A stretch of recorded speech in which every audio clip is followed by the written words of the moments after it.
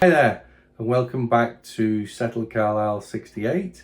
I'm Gary, and behind me is my Engage layout Hellifield.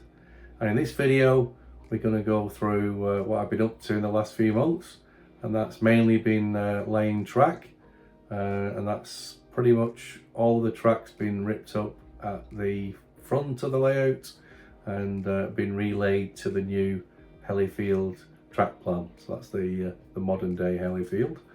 I've also been making lots of purchases on locos and rolling stock, which you can see some to the right of me, and we're also going to run through the purchases I've made and how those trains, locos and rolling stock ran on the new track. So there's some good ones, some indifferent, and some pretty terrible and horrific ones, which hopefully can be rectified. But we'll see in the fullness of time. So without further ado, let's start by having a look at some of the scenic work that I've completed over on Hilltop. Okay, so this is Hilltop or Tunnel Top that's now completed. As you can see, the farmhouse is now in place. It's got this lovely cottage garden, lots of bushes and flowers, even a bench to sit outside and admire the view. And we've also parked their new Range Rover outside the barn. And we've got the horse box there, so all this has been finished off since the last video, so very pleased with how that's turned out. And then moving down the hill, I've done a bit of a repaint on the quarry building, just freshened it up rather than being a rusty old quarry building. So that's now done. And the 60s style diggers and so on have been replaced with modern JCBs and all ready to put the stone, break the stone up and put that in the chute up to the quarry building. Just got a bit of work to do around this area, so I've got some ideas what I'm going to do here. So you'll hopefully see that in the next video. So just moving down, not really any developments as such, but just show you that the modern age has moved to the farm as well. So I've got some new Oxford die-cast vehicles. So I've got the Ford Transit post van. The farmer's daughter's got herself a new Mini. The RAC's seeing to a broken down Jag, and the farmer's upgraded himself to a modern day tractor. So yeah, just a few bits and pieces that I bought to, as I said, bring it up to date, so to speak. So let's go and have a look at what we've done with the track.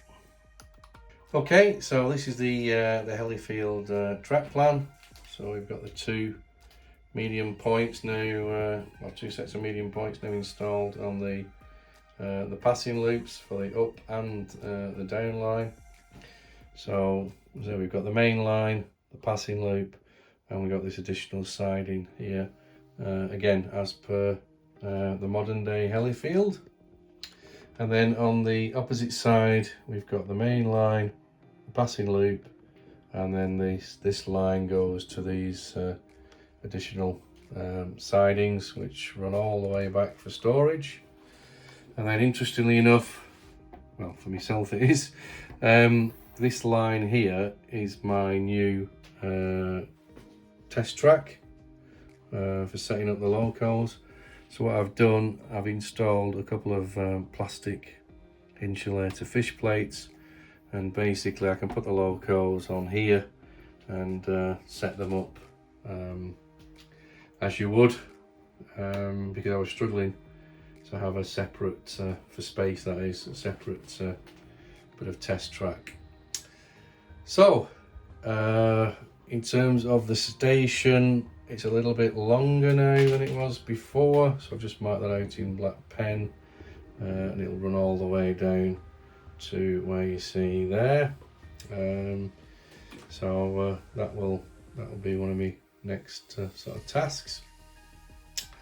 Then we've got this new siding here, which runs down to these 3 sidings. So this will be where the storage shed is, again as per the current Hellifield. And then we swing round, and this is again the new install. So here we've got a further medium point, which leads off to that siding there, and then we've got the two curve points, which are basically coming off, and these are the passing loops. Then you've got the main line, and passing loop. So yeah, it gives me a lot more room now to fit in the longer trains, as you can see when we loop back. And just swinging around again, this is where obviously the bridge is, and then the road will come down here, and then I'm going to build this up as an embankment. So we'll be coming onto that. But as you can see, I've been busy acquiring lots of locos and rolling stock, so I'm pretty much at the capacity of the layout. It wouldn't normally be left like this, but I've just put them all out so you can see them. So let's have a look at each one and run through how they've sort of gone on the new Hellifield track plan. As I say, it's the good, the bad and the ugly really, so yeah, let's have a see.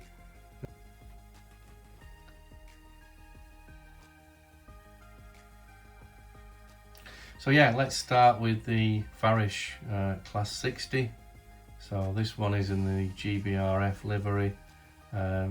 Superb loco.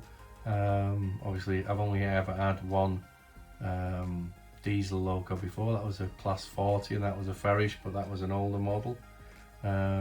These Class 60s, I've got 3 of them. Every one has been superb out of the box.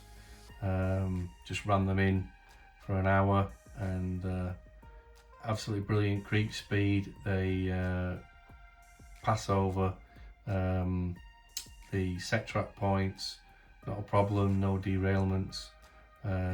They go round radius 2 corners without issue. As I say, I can't sing their praises highly enough really. And then we've got the Farish Castle Cement tankers. Again, Farish product, really good high quality detail, and again no problems passing over the set track points or getting around the second radius bend. So this is definitely in the good category or excellent category, and these are going to be ran often on the layout.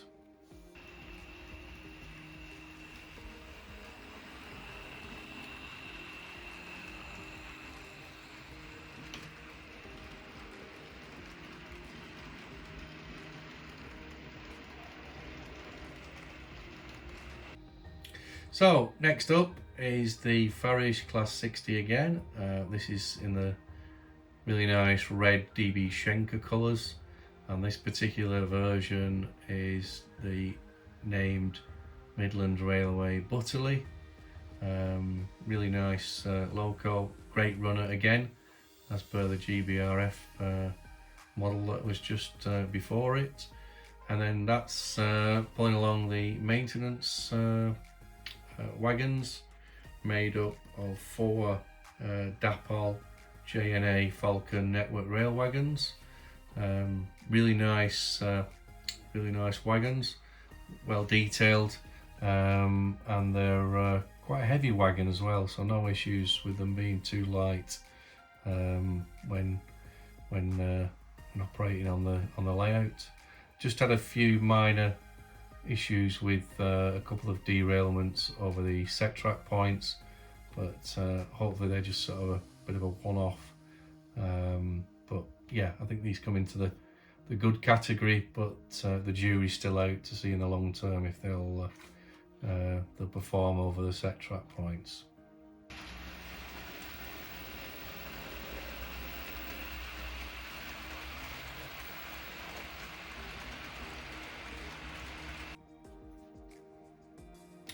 So this is the latest of my purchases. So this was a pre-ordered item that I made just before Christmas, and fortunately it came at the end of January. So this is the Class 158 Northern Rail liveried version. So these are extensively seen on the SettleCarlisle line, so it was a must-have. And this is a Farish model. I don't know what you can make out. It's fully lit inside the carriages. Absolute superb runner. No problems over set track points, standard points, and round second radius corners. Not got a bad word to say about it, to be honest. This is the non-sound version, and so let's see in the future I might upgrade to a sound version, but I would highly recommend this. This is definitely in the really good class, and really pleased that I purchased this.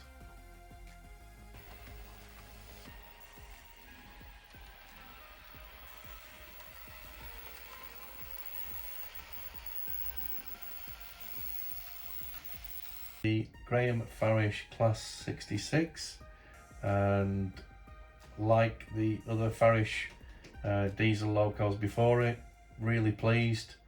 Great runner, and yeah, it's good round second radius curves. It tackles set track and the medium radius points and the curve points without a hitch. And yeah, it's to be fair, it's like a breath of fresh air with the dare I say it, with the diesel locos. I've got no issues with them at all compared to a lot of the steam locos that I've had of late. And yeah, it's a really nice model. So behind the Class 66, we've got the Dapol silver bullets, and these are in their nice super shiny finish, of which I am going to weather them up in time. I've already bought some NACO decals to fit to the weathered logos. I've also got, not just to do this, I've got myself a new, or for the first time, an airbrush. So it was a Christmas present from my sons, so not fired that up yet, but I think that's the aim as the first job for the airbrush. Maybe not the best idea, but I'm going to look to weather these up and hopefully attain a finish like the prototypical silver bullets. So hopefully not so silver when they've been weathered. So overall, the wagon is again really nice runner, like the other Dapol wagons that I've had in the past.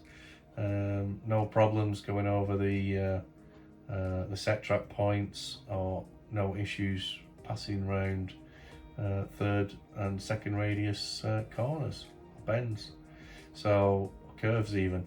So yeah, highly recommend these.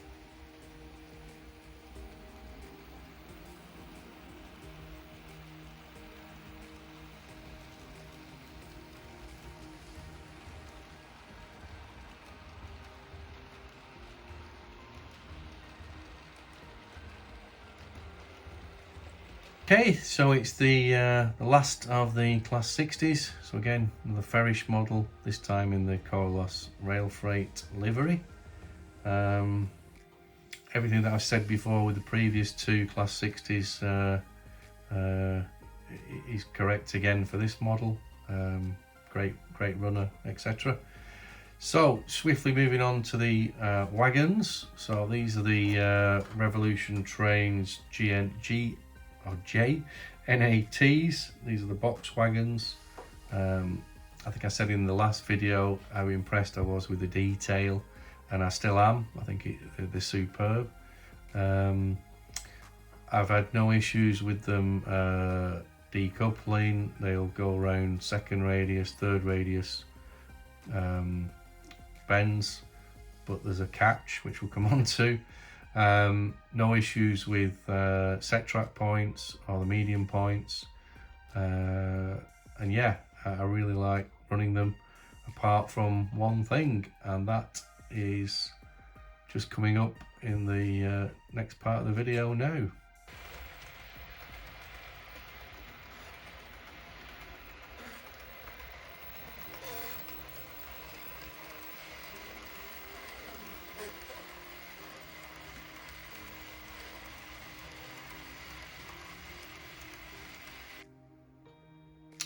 So, as you've seen, or as you've heard, these wagons make a bit of a squeal, and they make a squeal round third radius bend corners, and even a bigger squeal round second radius bend corners.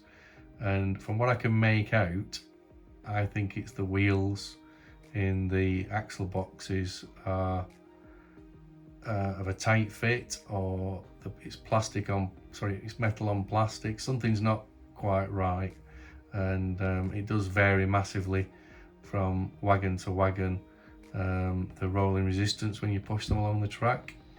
And you can have a fettle with them, and they'll run fine, and then you'll try again 5 minutes later and they've tightened up again. So I don't know whether he's got any ideas on what it could be. Have you got some of these wagons or similar wagons, or other manufacturers' wagons where you're getting similar problems? I've done a bit of research online, and one of the recommendations that I read about was the use of this dry graphite powder. So I think it was £5 for quite a large tub of it from Amazon. So I've purchased that. I've only tried it on one wagon so far, just before the video went out tonight, and it did seem to free up the wheels. I just put a little bit of dry graphite on each end of the 4 axles in the axle boxes. Didn't overdo it, put them back in, and it definitely freed up the wagon. So I'm going to try it on the other 9, and then in the next video I will report back as to whether it's worked, and whether it's worked in the longer term as well.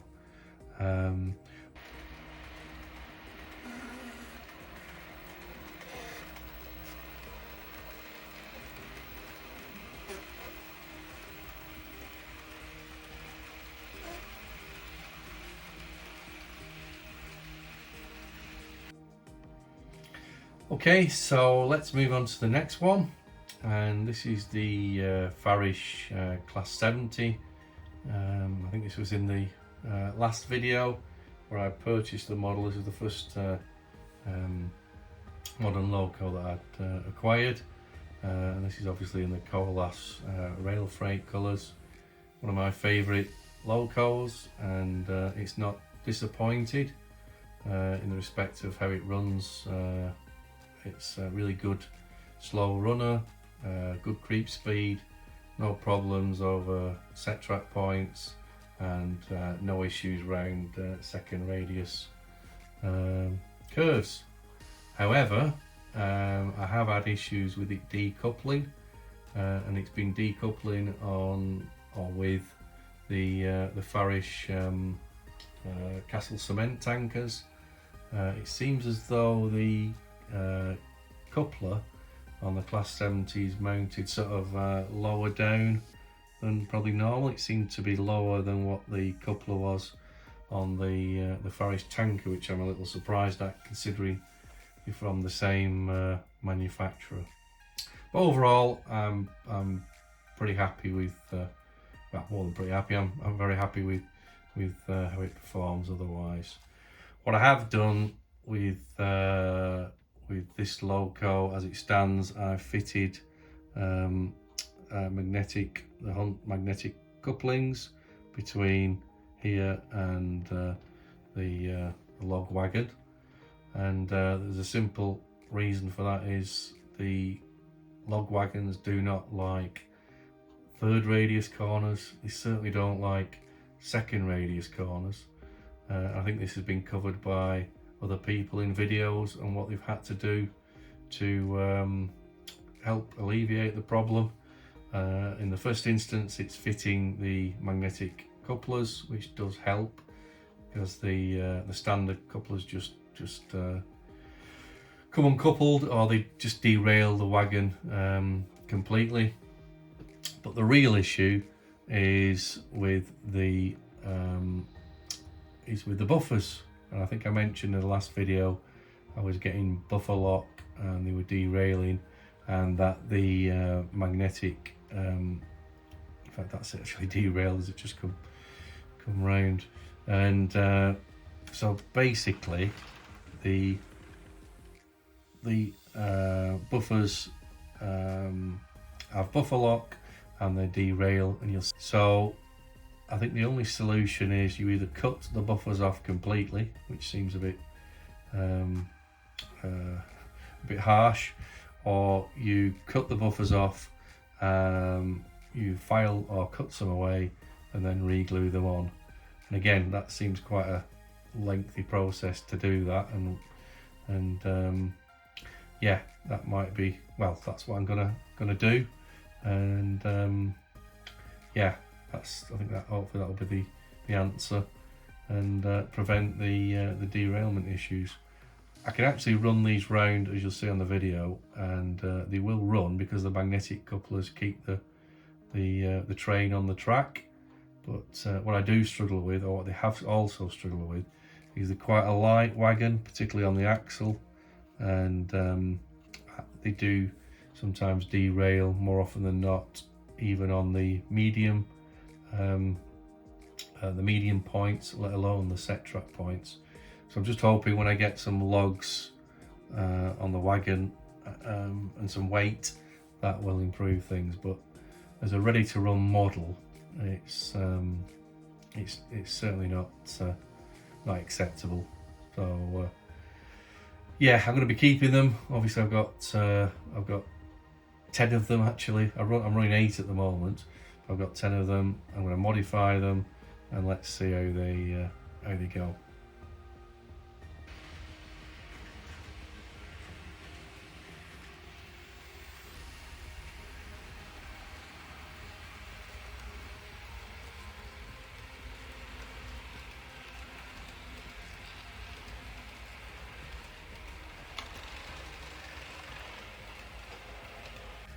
Okay, so here we have the last one, which just so happens to be a steam loco. Really nice model to look at, superbly detailed, and that's the Dapple A4. So this is the Union of South Africa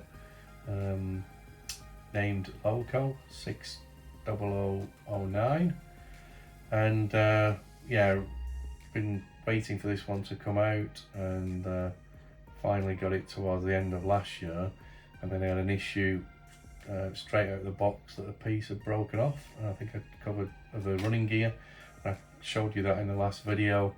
I got the replacement, I think it was in October, put it on the track, did a few loops of the track, and not a problem.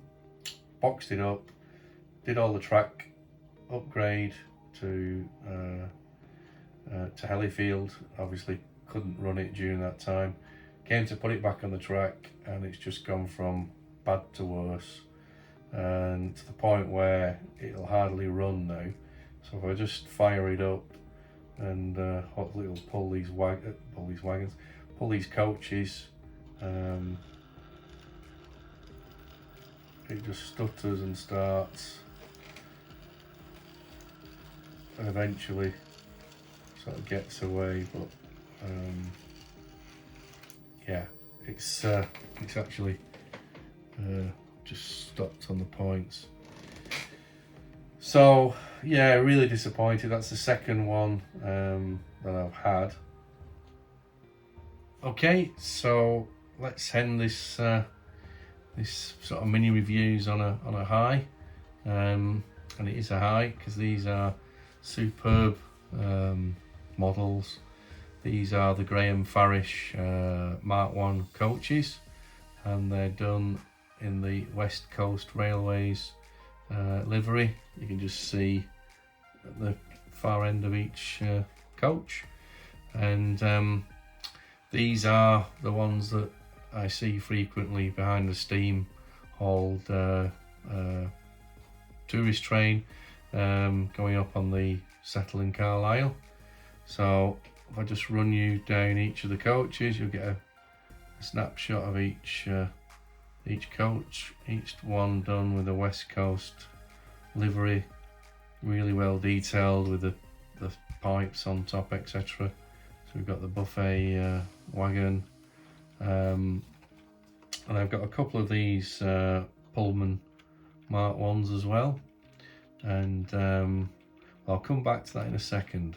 I've got a question about these Mark 1s, well, particularly these Pullman versions. So I've got a couple of those, and then a couple of coaches, and then finally the brake coach. As I say, all done in the superb West Coast livery. So just moving back, and this is a question I've got, and this might seem like quite a simple question, but I don't want to damage these coaches, and what you'll see, or what you don't see, is in each of the coaches there are some holes in the tables, which if I can just get them out of the box, and what comes with the coaches are these small brass, let me just get them in focus, these small brass lamps, and for the life of me I'm trying to work out how to fit them into the tables, because the roofs on the coaches have got these, just a couple of them, got these pipes on, as you'll see. So if you remove the coach roof, you will potentially damage these very small pipes. Do you undo the whole body from the bottom? Oh, normally I'd access the coach from the roof, and then I've got to fit these, as I say, I don't think you can even make them out, some little holes in the table to fit these lights. So if anybody's got any ideas on how to do that, I'm sure it's simple, and I'm just being silly and missing the obvious. But please let me know in the comments if you've got if you know how to do it.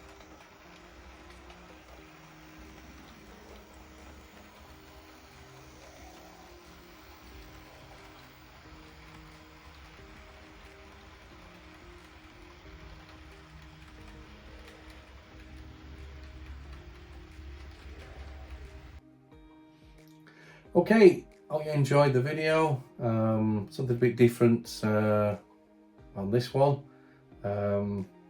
Hopefully you enjoyed me reviewing the locals of the rolling stock. and how they perform on the track. What's next? Good question. I think I'm going to finish the viaduct scene that you see over my right shoulder, and then I've got a scene that's finished scenically and is good for videoing trains going over the viaduct, and I've been threatening it for a long time. I've finally got tunnel top finished, bar the stream needs a few details adding to it, but I really want to get that part of the layout finished, and then I can at least say that scenic part's done. And then I'm going to move on to the hard scenics down at the bottom end of the layout, and I don't want to see any more white polystyrene or white plaster. I want to get that finished. I've got the ideas setting in mind now what I want to do. The track plan's working, so I'm not going to be ripping any track up anytime soon, and I want to get that roadway in and the bridge scene, and as I say, get all the hard scenics done, get some brown paint down, get some base layer green down, and yeah, stop it looking like a building site, because it's sort of getting on my nerves a bit now. Just want to get motoring on now. I've got the track laid. So on that bombshell, I'm going to leave you, and hopefully see you next time. We'll get some more trains running, and yeah, see you soon. Cheerio, bye.